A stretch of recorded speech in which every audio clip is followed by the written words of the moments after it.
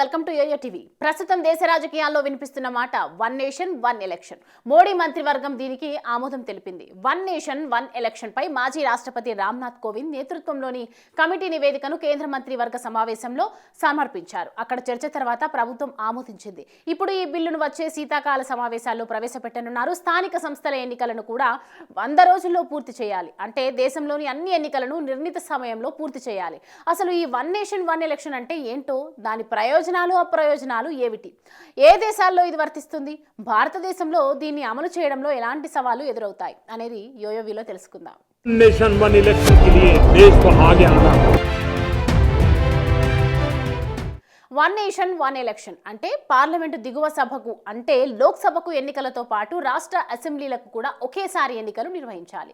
భారతదేశ లోక్సభ ఎన్నికలు ప్రపంచంలోనే అతిపెద్ద ఎన్నికలుగా పరిగణించబడుతున్నాయి. ఇందులో లక్షలాది మంది ఉద్యోగులు పనిచేస్తుండగా కోట్లాది మంది ఓటర్లు తమ ఓటు హక్కును వినియోగించుకుంటారు. దేశంలో ప్రతి 6 నెలలకోసారి ఏదో ఒక రాష్ట్రంలో ఎన్నికలు జరుగుతున్నాయి. ఇలాంటి పరిస్థితుల్లో ఒకే దేశం ఒకే ఎన్నికలు నిర్వహించడంపై మోదీ ప్రభుత్వం దృష్టి సారించింది. స్వాతంత్ర్యం వచ్చిన తర్వాత తొలి సంవత్సరాల్లో లోక్సభ శాసనసభలకు ఒకేసారి ఎన్నికలు జరిగాయి.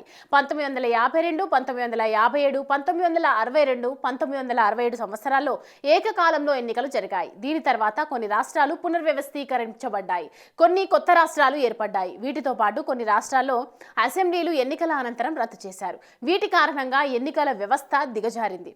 ఒకే దేశం ఒకే ఎన్నికల వల్ల ఎన్నికల ఖర్చు తగ్గడమే అతిపెద్ద ప్రయోజనం. విడివిడిగా ఎన్నికల నిర్వహణకు భారీ మొత్తంలో డబ్బు ఖర్చు చేయాల్సి ఉంటుందని, ఈ సొమ్ము ప్రజల నుంచి వచ్చిన పన్ను సొమ్ము. పదే పదే ఎన్నికలు నిర్వహించడం వల్ల పదే పదే విధులు నిర్వర్తించాల్సిన పరిపాలన, భద్రతా బలగాలు, ఉద్యోగులపై భారం పడుతోంది. ఒకే రోజు ఎన్నికలు నిర్వహించడం వల్ల ఓటర్ల సంఖ్య కూడా పెరుగుతోంది. ఎందుకంటే ప్రస్తుతం కొంతమంది ఓటు వేయడానికి తమ ఇళ్లను వదిలి వెళ్లలేరు. ఈ ప్రతిపాదనను కొన్ని పార్టీలు తీవ్రంగా వ్యతిరేకిస్తున్నాయి.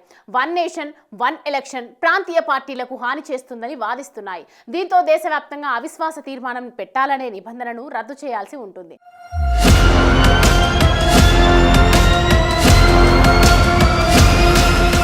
ప్రస్తుతం ఉన్న సమాఖ్య పాలనా వ్యవస్థను నాశనం చేసి రాష్ట్రపతి పాలనా విధానాన్ని అమలు చేసి బహుళ పార్టీల ప్రజాస్వామ్యం నుంచి దేశాన్ని ఒకే పార్టీ రాష్ట్రంగా మార్చే ప్రయత్నం జరుగుతోందని కొన్ని పార్టీలు ఆరోపిస్తున్నాయి. One nation one election system అమలులో అతిపెద్ద సవాలు.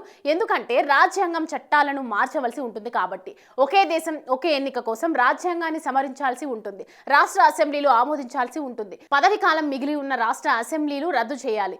దీంతో పాటు ఈవీఎం, వీవీప్యాట్లు పెద్ద సవాల్గా మారనున్నాయి. దేశ జనాభా దాదాపు 140 కోట్లు. వీరిలో సగం మంది ఓటర్లు ఉన్నట్లయితే లోక్సభ, శాసనసభల ఏకకాల ఎన్నికలకు భారీగా మిషన్లు అవసరమవుతాయి. ఒకే దేశం ఒకే ఎన్నికలతో పాటు 2029లో 543 లోక్సభ స్థానాలకు బదులుగా 750 స్థానాలకు ఎన్నికలు జరగవచ్చని అంచనా.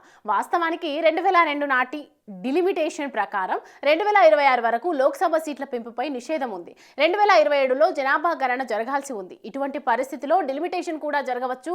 డిలిమిటేషన్ అంటే జనాభా ప్రాతిపాదికన లోక్సభ స్థానాలను నిర్ణయించడం. ఇదే జరిగితే గనక జనాభా ప్రాతిపాదికన లోక్సభ సీట్లు పెరగడం ఖాయంగా కనిపిస్తోంది.